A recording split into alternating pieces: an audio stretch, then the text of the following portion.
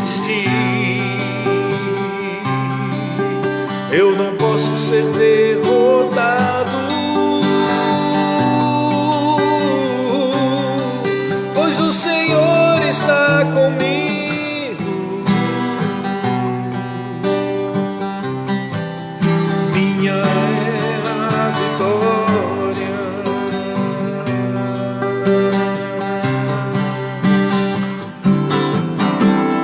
Eu não vou desistir. Eu não posso ser derrotado, pois o Senhor está comigo.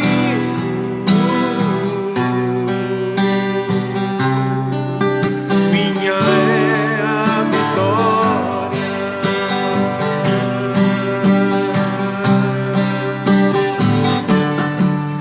Eu sou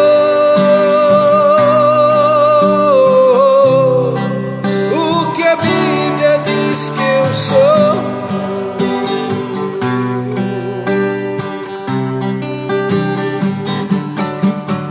Eu posso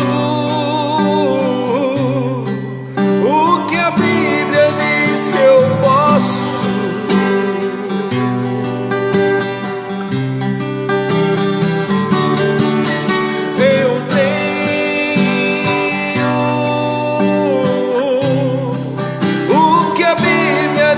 Que eu tenho.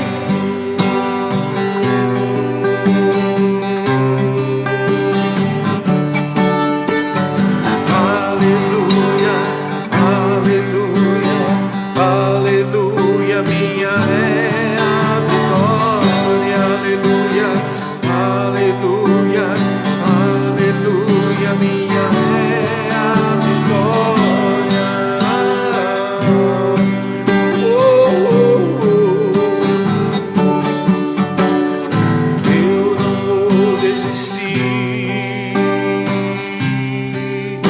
Eu não posso ser derrotado,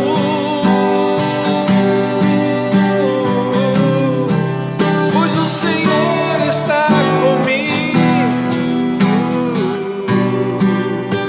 Oh, minha é a vitória. Aleluia, pelo nome de Jesus. Eu sou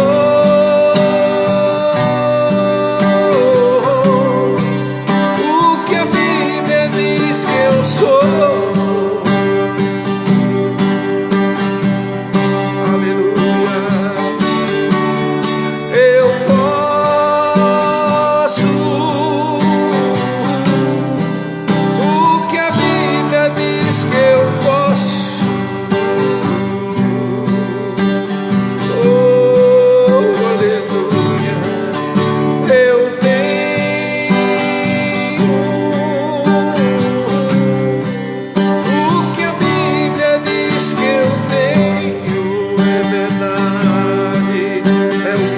É o que a Bíblia diz que eu sou.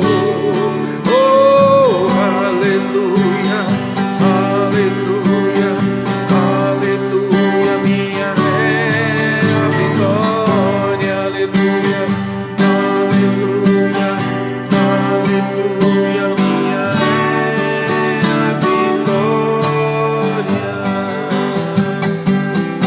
Oh,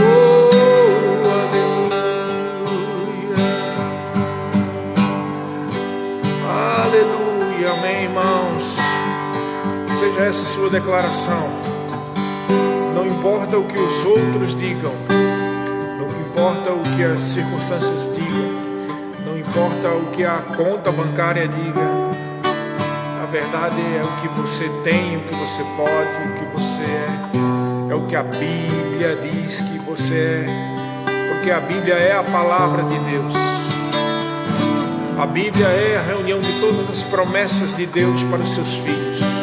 E nós não somos criaturas, nós somos filhos de Deus. O mundo pode ser criatura, mas você não é criatura. Você é filho de Deus, você foi nascido de Deus, gerado pela semente não corruptível, a semente da palavra de Deus. vive e é eterna. Oh, aleluia. Não vou desistir, não vou desistir, não vou desistir, não vou desistir.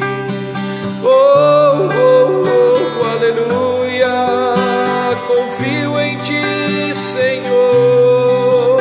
Seja exaltado, maravilhoso tu és, digno de honra, de glória, de louvor e de adoração. Maravilhoso tu és. Amém, queridos, graças a Deus. Acho que o pessoal está bem desacostumado, né? Porque tem pouquíssimas pessoas na live hoje, mas tudo bem, vamos dar o nosso recado, vamos fazer aquilo que o Senhor mandou fazer, que é ministrar a palavra do Senhor, em especial com relação a esses salmos da fé, né? Salmos da fé. E esse salmo de hoje, o Salmo 49, eu considero um salmo maravilhoso, né? Como todos os outros, mas esse tem algumas revelações especiais, né? E eu gostaria que a gente fosse logo ao Salmo, e a gente vai ler logo o Salmo para a gente partir para as revelações, não é verdade? Então aqui Salmo 49, a partir do versículo 1, diz assim: ao cantor mor, Salmo dos filhos de Coré. E aí diz assim o Salmo: povos todos, escutai isto, dai ouvidos, moradores todos da terra, tanto plebeus como os de fina estirpe, todos juntamente ricos e pobres, os meus lábios falarão sabedoria, e o meu coração terá pensamentos judiciosos. Inclinarei os ouvidos a uma parábola, e decifrarei o meu enigma ao som da harpa. Porque hei de eu temer nos dias da tribulação, quando me salteia a iniquidade dos que me perseguem, dos que confiam nos seus bens e na sua muita riqueza se gloriam. Ao irmão, verdadeiramente, ninguém o pode remir, nem pagar por ele a Deus o seu resgate, pois a redenção da alma deles é caríssima e cessará a tentativa para sempre, para que continue a viver perpetuamente e não veja cova. Porquanto vê-se morrerem os sábios e perecerem tanto o estulto como o inepto, os quais deixam a outros as suas riquezas. O seu pensamento íntimo é que as suas casas serão perpétuas e as suas moradas para todas as gerações. Chegam a dar seu próprio nome às suas terras. Todavia o homem não permanece em sua ostentação. É antes como os animais que perecem. Tal proceder é a estultícia deles. Assim mesmo seus seguidores aplaudem o que eles dizem, né? Vou ler de novo aqui. Tal proceder é estultícia deles. Assim mesmo seus seguidores aplaudem o que eles dizem. Como ovelhas são postas na sepultura, a morte é o seu pastor. Eles descem diretamente para a cova, onde a sua formosura se consome. A sepultura é o lugar em que habitam. Mas Deus remirá a minha alma do poder da morte. Oh, aleluia! Pois Ele me tomará para si. Não temas quando alguém se enriquecer, quando voltar à glória de sua casa, pois em morrendo nada levará consigo, a sua glória não o acompanhará. Ainda que durante a vida dele se tenha lisonjeado, e ainda que o louvem quando faz o bem a si mesmo, irá ter com a geração de seus pais, os quais já não verão a luz. O homem revestido de honrarias, mas sem entendimento, é antes como os animais que perecem. Aleluia, amém? Glória a Deus. Eu considero esse salmo maravilhoso. Ele tem algumas revelações a respeito da nova realidade que nós vivemos, não é verdade? Porque, veja bem, início aqui, os primeiros 3 versículos, ele está só fazendo uma introdução, dizendo que vai começar a falar os pensamentos de Deus. No 4 ele diz: inclinarei os ouvidos a uma parábola e decifrarei o meu enigma ao som da harpa. Então ele está dizendo, né, que está salmodiando ao som da harpa. e vai dizendo esse enigma. E aí no quinto aqui começa as revelações, né? Porque hei de eu temer nos dias da tribulação, quando me salteia a iniquidade dos que me perseguem, dos que confiam nos seus bens e na sua muita riqueza se gloriam. Está questionando, por que eu vou temer? Por que eu vou temer diante de pessoas, né, que não temem a Deus e que se gloriam nas suas riquezas, no que eles conseguem com o seu próprio braço, né, nas obras que eles fazem, né? Quando se fala de obras pessoais, é bom que se diga que não está se falando só sobre construções físicas, né? Mas tudo que é uma construção humana, né? A glória, a fama, né? O renome, até pode ser alguém, por exemplo, um ator de televisão ou uma atriz famosa, ela pode ou ele pode ter construído, né, com o seu próprio braço, com o seu próprio esforço, aquilo tudo que lhe trouxe fama, sem necessariamente ter construído nada de grande, nenhuma indústria, nenhuma casa, coisa parecida. A questão aqui e o ensinamento fazendo um paralelo, melhor dizendo, entre aquilo que se constrói com o próprio braço e aqueles que temem ao Senhor e confiam ao Senhor, né? Então ele diz assim, no 6 ele diz, os que confiam nos seus bens e na sua riqueza se gloriam. E no 7 ele diz, começa aqui o 7 e 8, é uma revelação tremenda. Ao irmão verdadeiramente ninguém o pode remir. Guarda bem essa palavra, remir, que significa resgatar, né? Aqui no hebraico é padar, significa resgatar, ser resgatado, ou permitir que alguém resgate. Então ele está dizendo, ao irmão ninguém pode resgatar, nem pagar por ele a Deus o seu resgate, pois a redenção da alma deles é caríssima e cessará a tentativa para sempre. E como a gente sempre dizia aqui, né, os salmos foram feitos no Velho Testamento, então estão apontando para realidades que se cumpriram no Novo Testamento, na Nova Aliança. E nós vemos lá em Efésios, no capítulo 1, a partir do versículo 3, um texto maravilhoso que fala sobre essa redenção que nós temos. O 3 diz, bendito Deus e Pai do nosso Senhor Jesus Cristo, que nos tem abençoado com toda sorte de bênção nas regiões celestiais em Cristo, assim como nos escolheu em Cristo, antes da fundação do mundo, para sermos santos e irrepreensíveis perante Ele em amor.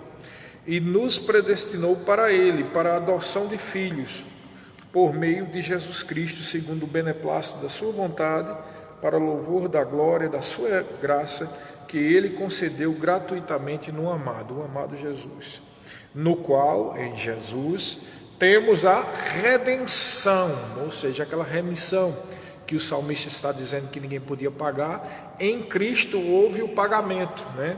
Temos a redenção pelo seu sangue, a remissão dos pecados, segundo a riqueza da sua graça. Então, aqui no Salmo, é bem típico aqui, né? Não só uma revelação para o futuro, mas mostra também a realidade que eles viviam naquela época, né? Ele diz, olha, ninguém pode remir a alma de alguém, a redenção dele é caríssima. Então, por que é caríssima? Porque o único preço que poderia pagar a redenção de uma alma, de uma vida, é o sangue de um justo, o sangue de alguém que não tinha pecado. Foi por isso que Jesus morreu na cruz do Calvário, né? Esse é um dos motivos pelo qual ele morreu na cruz do Calvário. Para o quê? Pagar com o seu próprio sangue, o sangue de um justo, um sangue de um puro, um sangue do Cordeiro de Deus, aquele que não tinha pecado. Através desse sangue foi pago a remissão da minha vida e da sua vida. Foi pago o resgate, aquele preço que deveria ser pago para que fosse resgatada a alma para não ir para o inferno, né? A alma e o espírito para não ir para o inferno.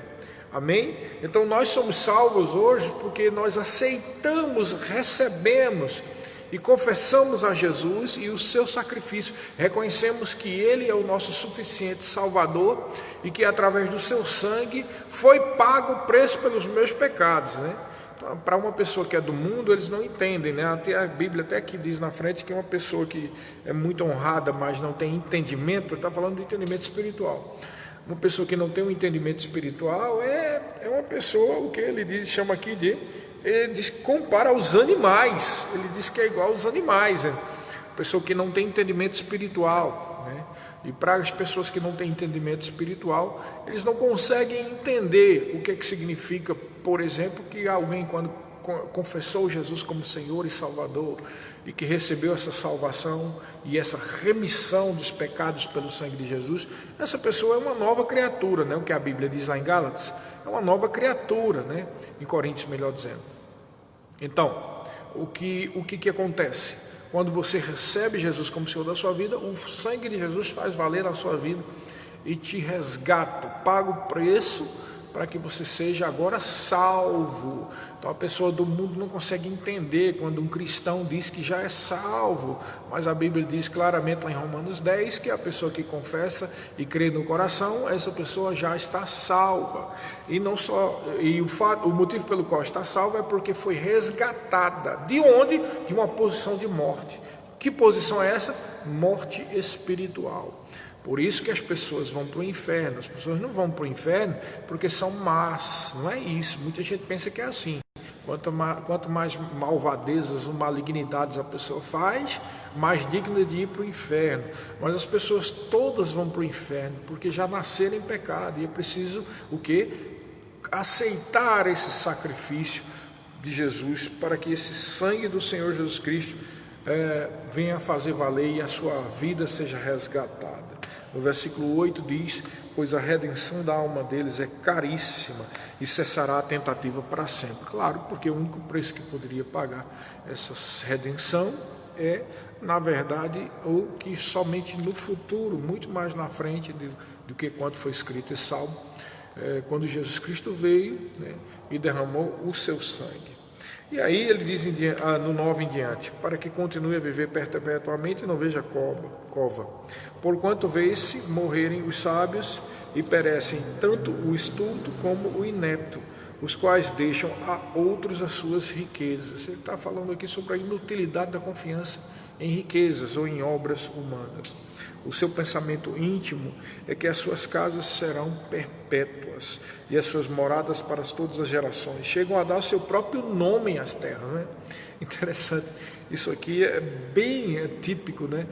Hoje em dia as pessoas dão nomes a tudo, né? Não só às terras, mas dão nomes às ruas, às praças, estádios, tudo, né? Colégios e tal, e tal, e tal, e tal. Veja, eu não quero desonrar ninguém, né? Muito pelo contrário, citar nome nem desonrar ninguém. Mas é muito estranho, é bem estranho mesmo quando a maioria dos nomes das ruas, né? E de praças e tudo mais, a maioria, veja bem, eu estou fazendo uma coisa bem geral, assim, a maioria dos nomes das praças, das ruas, das escolas são de pessoas que não nasceram de novo, né? São de pessoas que são honradas porque são de família A ou B, né? Pessoas que porque fizeram alguma coisa, porque tinham alguma riqueza ou alcançaram alguma fama. E grande parte dessas pessoas nem sequer nasceram de novo. E tudo que elas vão ter é só aquele nome mesmo que está ali. E lembrando disso tudo, ontem estávamos numa live com o Bispo Guto, uma live maravilhosa. Inclusive está aí no nosso canal, aí, no IGTV do Instagram e também no canal do YouTube. E uma das coisas que a gente estava falando, com o bispo, né, sobre as pessoas maravilhosas que nós conhecemos, entre as quais o pastor Bud Wright, né, e o Gilson. Tanto o pastor Bud Wright como o Gilson são pessoas únicas, né, que deixaram uma marca muito importante no coração das pessoas. E aí nisso tudo eu me lembrei de algo que quando eu estava morando aqui da UANA, Deus falou comigo, né, vendo fotos antigas, me veio assim no coração: rapaz, esse povo que está aqui já não existe mais, né? E veio também no meu coração a seguinte informação: se Jesus não vier antes, todos nós seremos somente um dia só a foto na parede de alguém, uma foto na parede ou a foto no mural de alguma mídia social, não é verdade? Porque nós vamos passar, irmãos, se nós não tivermos, embora eu creia que essa geração vai participar do arrebatamento da igreja, mas a tendência de todas as outras gerações foi isso acontecer. E aí o Espírito Santo falou muito forte no meu coração: tudo que importa e tudo que você vai deixar ou que se deixa é aquilo que a gente deixa impresso no coração das pessoas, né? Isso é o que importa e é só o que importa. E aí eu me lembrei, né, de tudo isso, tantas ruas, tantas estradas, tantas escolas, tantas praças, estádios com o nome de pessoas que não existem mais, que só tiveram importância pelaquela fama que eles tiveram naquele momento. Mas há milhões, milhares e milhões de pessoas que não têm nome nas ruas, não têm nome nas praças, não têm nome nos estádios, não tem nome nada disso, mas os seus nomes estão impressos nos corações de milhares de milhões de pessoas. Pessoas que não construíram um ministério grande, ou até mesmo não escreveram livros, não lançaram CDs, não construíram indústrias, não fizeram indústria, não fundaram indústrias, não tiveram grandes redes de supermercado, não escreveram livros, etc, etc, etc. Mas as suas atitudes estão impressas, são verdadeiros livros, são verdadeiros CDs, obras musicais, ou indústrias, ou comércio, ou o que quer que seja, porque o que realmente importa é isso, é a marca, a lembrança, a memória, aquilo que você faz na vida das pessoas. E então me lembrei de algumas pessoas, né? Meus pais. Meu pai, Otávio Neiva Freire, era um homem honrado, um homem de bem, um homem muito bom, um homem que estava sempre batalhando pela unidade da família dele. Além disso tudo, ele fazia coisas, obras, ajudava pessoas. E eu me lembro também da minha mãe. A minha mãe era uma pessoa de um coração grande demais, uma pessoa honrada, uma pessoa amorosa. E veja, nem meu pai nem minha mãe tem qualquer indústria, não fundou indústria nem comércio, nem eram líderes de uma igreja imensa ou ministério, mas eles marcaram a vida das pessoas, né? Eles deixaram a sua marca na vida de pessoas. E assim eu lembro também do Gilson. Gilson também, ele foi alguém que muito importante na nossa vida, alguém que era muito intenso, e eu tenho certeza que Gilson foi importante na vida de muitas pessoas, porque Gilson marcava na vida das pessoas, né? Gilson era uma pessoa, um homem, um profeta de Deus, que ele não media esforço de abençoar, de orar e de dar uma palavra para alguém. Ele passava as madrugadas, às vezes, no telefone falando com as pessoas, né? É comum, muita gente fala sobre isso, e eu tenho esse testemunho na minha vida também, na minha vida de Fabiana. Terminava os cultos lá no Jardim Paulistano e a gente ficava conversando, né? Gilson depois ia lá em casa, a gente ficava conversando, e ele me dando palavra, e ele sempre tinha essa comunhão muito, muito forte com a vida de todos aqueles que estavam com ele, e com certeza deixou a sua marca muito forte nos nossos corações. Mas Gilson não escreveu livro, Gilson não estava à frente de nenhuma grande igreja, né? Gilson não fez nada disso, mas o que ele fez nas nossas vidas foi muito mais forte e impresso do que se tivesse fundado um produto que durasse 1000 gerações, né? Então, muito mais do que um produto ou uma fama, ou uma indústria, ou até mesmo ministério, porque o ministério existe, mas eu falo isso porque tem ministérios que são firmados em cima da vida de um homem ou de uma mulher, e quando eles vão, aquilo perde a força. Mas não foi o caso, por exemplo, do pastor Bud.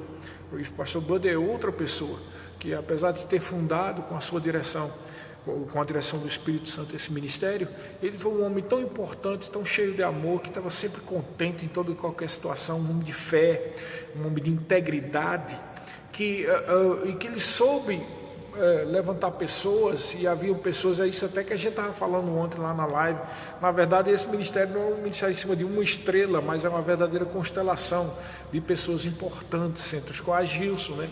E o Bispo Guto, que está aí, a Sueli, e tantas outras que podem não vir agora o nome, mas tanta gente boa. Mas falando especificamente dessas pessoas que eu citei agora, porque meus pais, eles morreram num acidente de automóvel, também o Gilson já foi para o Senhor, e também o pastor Bud, né? Eu estou falando sobre pessoas que a gente conhece que já foram para Deus. E o pastor Bud também deixou uma impressão muito forte, ninguém se esquece do pastor Bud. Então é muito interessante, porque esse salmo está falando de pessoas que confiam na riqueza, na obra das suas mãos, né? Daquilo que constrói com o seu próprio braço. Mas o que realmente importa, irmãos, é isso que eu quero trazer essa mensagem para você. O que realmente importa é aquilo que você constrói na vida das pessoas. Aquele tempo que você investe na vida das pessoas, o tanto de amor que você dá para as pessoas, o tanto de palavra que você dá, o quanto você se importa com a vida das pessoas. Isso é a maior construção, é o maior livro, é um best-seller, é a maior obra, é a maior indústria, é o maior comércio, é o maior ministério, é maior, tudo isso. A maior obra que alguém pode fazer, porque é feita com amor, é feita em Deus. E o Filho de Deus tem isso, ele tem a unção do Santo, ele tem a inspiração do Espírito Santo. E como diz Romanos capítulo 5, versículo 5, o amor de Deus foi derramado no nosso coração. Então somente uma atitude de fé, para que a gente possa trazer essa impressão boa, que nunca mais vai ser esquecida na vida das pessoas, né? E aí, ele diz, no versículo 10, 11, o seu pensamento íntimo, ele está falando aqui no versículo 11, dos ímpios, né, das pessoas que não têm entendimento de Deus. O seu pensamento íntimo é que as suas casas serão perpétuas e as suas moradas para todas as gerações. Chegam a dar o seu próprio nome às terras. Aqui é uma coisa interessante. Eles dão nome às terras e a tudo porque eles têm medo da morte e querem deixar algo para as gerações futuras, mas o que realmente perdura, como eu disse, é aquilo que a gente faz na vida das pessoas. Versículo 12, todavia o homem não permanece em sua ostentação, é antes como os animais que perecem, né? Todo mundo tem um tempo aqui determinado nessa terra. Versículo 13, tal proceder é a estultícia deles, assim mesmo os seus seguidores aplaudem o que eles dizem, né? Porque a grande parte da população, do ser humano decaído, eles admiram muito as obras, as construções, o tamanho das coisas, né? Geralmente no mundo, a lei do mundo material funciona assim: você é o tamanho da obra que você construiu, né? Então, se você tem uma rede de supermercados, você é louvado como alguém muito capacitado. Se você tem vamos dizer assim, um grande círculo de seguidores, você também é uma pessoa muito exaltada. Mas a gente vê que tem muita gente no mundo que não ama a Deus, tem até ateus que tem um monte de seguidores, inclusive no Instagram, no Facebook. Tem pessoas que fazem canais no YouTube só para falar bobagens e coisas até mesmo malignas, e que tem milhares e milhões milhares de seguidores. Então aqui é bem claro, né? Os seus seguidores aplaudem o que eles dizem, porque as pessoas estão tendentes a admirar pessoas que têm grandes obras, que têm muito dinheiro, ou que alguma coisa desse tipo. Isso é uma coisa do ser humano, isso é uma coisa, consequência da queda, tá? E aqui que eu vou dizer uma outra coisa para você. Olha, sucesso segundo Deus não se mede com números, nunca se esqueça disso. Sucesso segundo Deus não se mede com números, tá? Pode até redundar em números, mas não deve ser isso que se procura. Não se procura números, porque se a gente procurasse números, os caras mais fracassados que existiram foi o Senhor Jesus e os apóstolos. Porque você pode dizer, olha quantas milhões de pessoas tem agora, sim, mas na convivência deles, naquela época, não era tanta gente assim. As igrejas não eram pequenas, irmão. Você está pensando que as igrejas que Paulo visitava, 1 Coríntios, a igreja de Coríntios, a igreja dos Efésios, de Gálatas, eram igrejas enormes, eram ministérios grandes, né? Não é nada disso, irmãos. Era igreja nas casas, eram igrejas pequenas, com pouca gente, até porque eles estavam debaixo de perseguição. Então os números vieram depois, com dezenas e centenas de anos. A igreja, o cristianismo foi crescendo, mas não no ponto de vista de ter multidões. A multidão estava oculta, né? Muitas vezes nas casas, entre as madrugadas, é que tinha as reuniões. Então eles morreram sem ver os números, eles podiam se considerar um fracasso. Nem tampouco pode se medir sucesso segundo Deus pela circunstância. Paulo e Silas estavam lá, presos naquele tronco, né? E eles estavam debaixo de uma circunstância bem difícil, né? E eles poderiam estar reclamando, mas meu Deus, o que está acontecendo? Ele podia estar pensando como o dia de hoje, né? Será que nós não estamos na fé, né? Aqui estamos presos, ou podia estar pensando assim, será que a gente semeou alguma coisa para estar colhendo isso, né? Porque sempre os motivos é esse, né? Um não está na fé, ou porque então está semeando alguma coisa, não é verdade? Ou podia estar pensando assim, eu não tenho chamado nenhum, né? É outro motivo que se levanta, né? Ou a pessoa diz, ou está em pecado, está semeando um pecado que cometeu, ou não está andando em fé, ou então não tem chamado nenhum. A pessoa, será que eu tenho chamado? Como já se viu, que sucesso é esse que eu estou tendo? Eu estou aqui preso junto com meu companheiro, aqui amarrado no tronco. Então não se mede sucesso com isso, irmãos. Sucesso segundo Deus pode até dar em números. Eu não estou dizendo que é pecado ter um grande número de seguidores e pessoas, não é isso que eu estou falando, não. Eu estou dizendo que pode até dar nisso, mas não é necessariamente isso, até porque os grandes exemplos de falhas, a gente vê muitos seguidores seguindo essas pessoas que estão errando, né? Então, não é aí que se mede o sucesso segundo Deus. Existem muitas coisas que podem dar muitos números, né? Mas eu não vou entrar nesse ponto aqui. Mas o que eu quero dizer é o seguinte: o sucesso segundo Deus se mede com intensidade. E intensidade no seu relacionamento, preste bem atenção, com o Senhor, e intensidade do seu relacionamento com o próximo. Isso é o verdadeiro sucesso. Pode ser medido somente assim, você está entendendo? Então, ligação com Deus, sucesso segundo com o seu relacionamento com Deus é aquela pessoa que vive uma vida de intensidade, de oração, uma vida de meditação na palavra. Essa pessoa já é um sucesso diante de Deus, e com certeza ela vai ter sobre ela os resultados de uma vida de fé, de uma vida de provisão e prosperidade, porque tem um sucesso de relacionamento, uma intensidade de relacionamento com Deus. Agora, eu disse também que tem que ter uma intensidade com relação ao próximo, né? Então veja o grande sucesso que foi o Gilson, né? Uma pessoa que não construiu, assim, pelo menos que eu saiba, nada no sentido de não escreveu livros, né? Não fundou uma igreja, um grande ministério, né? Não fez nada disso, mas ele foi um tremendo de um sucesso na sua intensidade com Deus e com as pessoas, né? Então isso sim é sucesso segundo Deus. E a prova do sucesso é que o fruto permanece. Lembra que o Senhor Jesus Cristo disse? Ele diz: eu vos designeis para que vades e deis fruto, e o vosso fruto permaneça. Irmão, fruto não é quantidade de almas que você levou para Jesus, não é isso, não. Fruto não é o tamanho da igreja, se você tem um pastor, está à frente do ministério, não. Fruto não é o tamanho da obra que você fez, quantos livros você escreveu, quantos CDs você gravou, né? Se você está sendo chamado para muitos eventos ou muitas palestras. Não, isso não é o fruto, não. O fruto não é isso.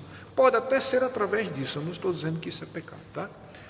Mas o fruto realmente, o fruto segundo Deus é aquele fruto que permanece, ou seja, aquela obra ou aquilo que se fez, que ficou impresso com, vamos dizer assim, com a tinta eterna de Deus no coração das pessoas, irmãos. Amém? É algo que realmente tem a ver com o amor de Deus, algo que tem a ver com a comunhão verdadeira e plena do ágape com os irmãos, e do ágape, que é o próprio amor de Deus, com Deus. Isso é sucesso. Sucesso segundo Deus não se mede prioritariamente com números. Sucesso segundo Deus se mede dessa forma: a intensidade do relacionamento para com o Senhor e para com o próximo. Aí é o verdadeiro sucesso, que pode sim, alguém pode realmente ter essa intensidade de vida com Deus, intensidade de vida com o próximo, e sim redundar em números quaisquer que sejam, um negócio natural que prospera, uma indústria que prospera, uma igreja que prospera, e assim por diante. Você está entendendo? Então é muito importante isso, porque senão vem o terreno das frustrações. Quando a gente vê pessoas, por exemplo, que não dão bons testemunhos, mas que são sucesso em algumas dessas áreas que se mede com números, né? Mas vamos continuar. Então, ele diz que essas pessoas aplaudem, os seus seguidores aplaudem uns aos outros. No versículo 14 diz: como ovelhas são postas na sepultura, a morte é seu pastor, eles descem diretamente para a cova, onde a sua formosura se consome, a sepultura é o lugar em que habitam. Então está muito claro dizendo que a pessoa que não nasceu de novo, a pessoa que só dá valor a essas coisas naturais, essa pessoa vai morrer, né? A sorte dela é a sepultura. Então é tolice ficar investindo toda a vida ter o sentido da vida nas coisas naturais. Versículo 15, mas Deus remirá ou resgatará, que é a mesma coisa, a minha alma do poder da morte, pois ele me tomará para si. Aí ele está falando aqui o que realmente interessa. O investimento que realmente interessa é o investimento sobrenatural, o investimento em Deus. E ele está dizendo que Deus vai resgatar a alma dele do poder da morte. Você pode estar pensando assim, mas pastor, o salmo não foi feito no Velho Testamento? O senhor não está dizendo que ele fala de coisas que só se cumpriram no Novo? Mas aqui o salmista que está no Velho já está falando de ressurreição. Sim, irmãos, mas a ressurreição é para todos aqueles que são fiéis, até mesmo o pessoal da Velha Aliança. A única diferença é a cronologia dos acontecimentos, né?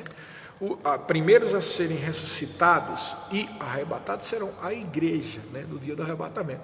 Esses aqui, por exemplo, quem escreveu o Salmo, que era da Velha Aliança e que era fiel a Deus, e que hoje está lá no céu, mas não está ressuscitado, ele vai ressuscitar no final da grande tribulação. Então os santos da Velha Aliança serão ressuscitados no final da grande tribulação, quando o povo de Israel, o povo da lei, reconhecer Jesus como seu Messias. E aí, lembrando desse maravilhoso evento, eu quero lembrar dos irmãos de 1 Coríntios 15, versículos 51 a 57, quando Paulo diz assim a respeito desse dia: eis que vos digo um mistério, nem todos dormiremos, mas todos seremos transformados, num momento, num abrir e fechar de olhos, ao ressoar da última trombeta, a trombeta soará, os mortos ressuscitarão incorruptíveis e nós seremos transformados, porque é necessário que este corpo corruptível se revista de incorruptibilidade e que o corpo mortal se revista da imortalidade. E quando este corpo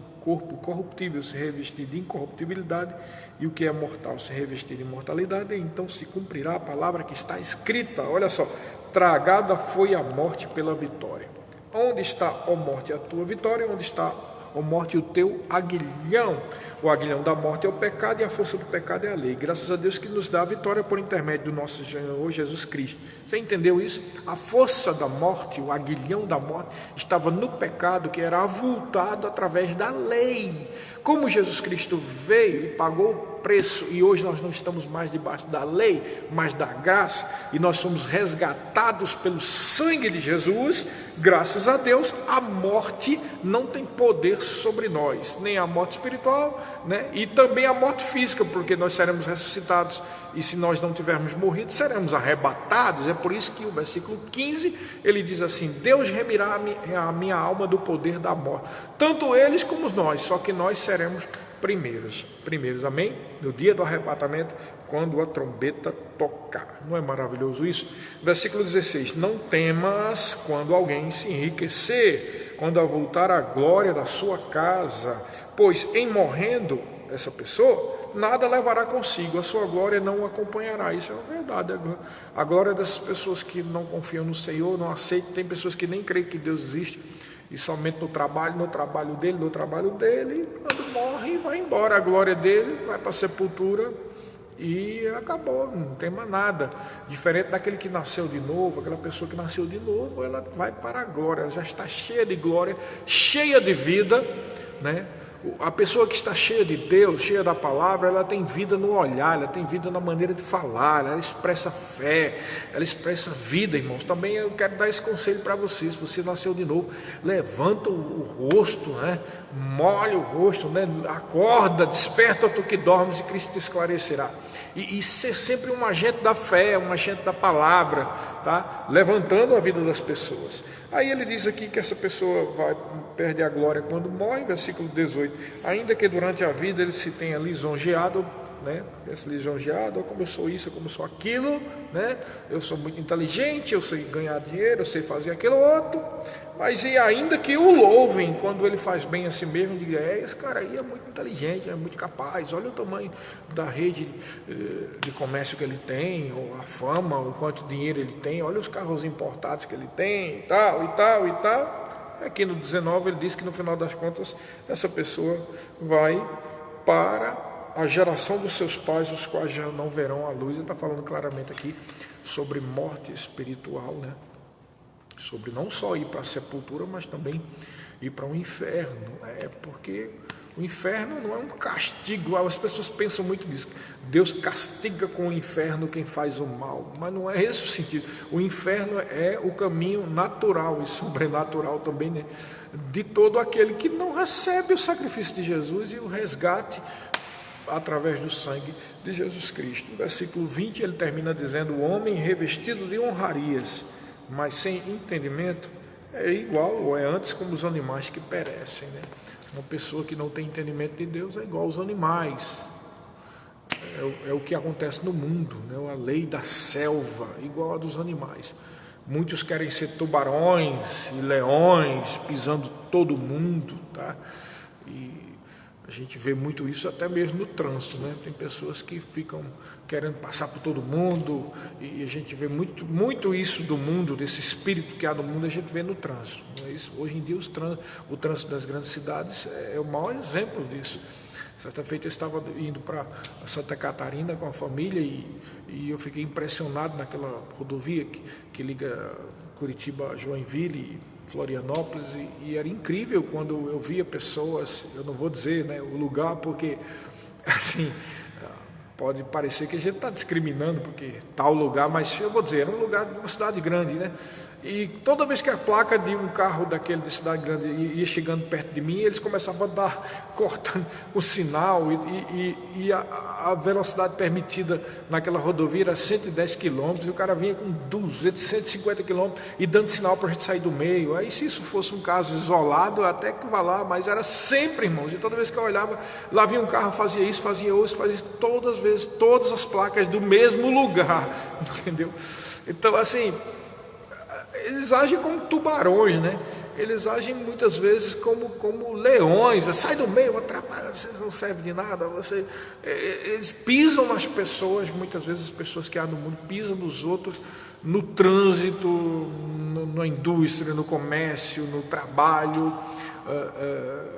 E não porque a pessoa está sendo lerda ou devagar, mas é porque na mente dessas pessoas que não têm Deus, a coisa funciona assim: sai do meio que eu vou destruir quem estiver na minha frente. Essa é a lei do cão, do diabo.